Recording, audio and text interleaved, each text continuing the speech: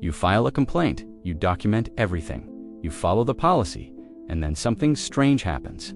Your performance review changes, your team isolates you, your manager suddenly says you're not collaborative.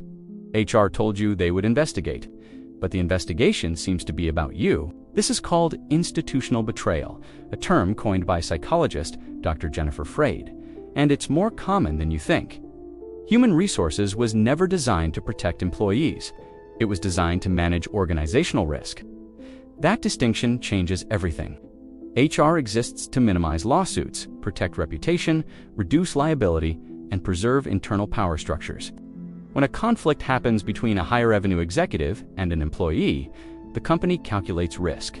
Replacing a top leader costs millions. Replacing an employee costs very little. That's where protection shifts. Here's the uncomfortable truth.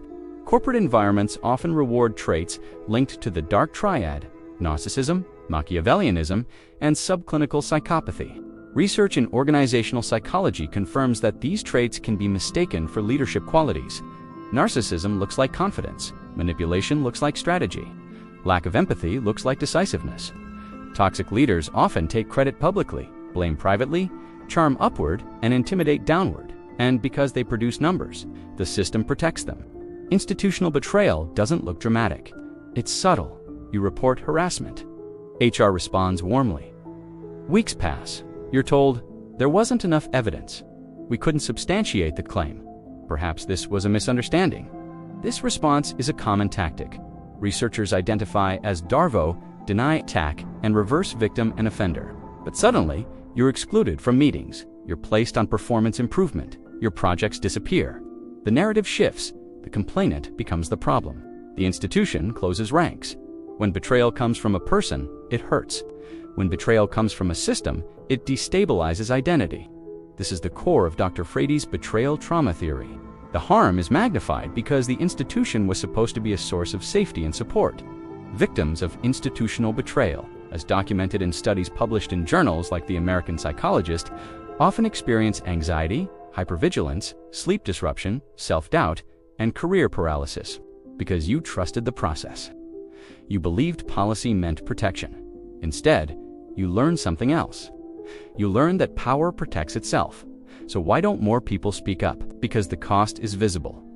Retaliation doesn't have to be loud.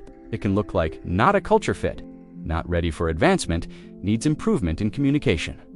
This creates what researchers call betrayal blindness, where individuals and the organization collectively ignore the betrayal to preserve relationships and stability. Employees calculate survival. Silence becomes strategy, and the system continues uninterrupted. This isn't about evil HR representatives. It's about structure. HR works for the company. Their loyalty is contractual. If protecting you conflicts with protecting the organization wins. That's not personal. It's structural. If you find yourself in a toxic environment, how do you protect yourself?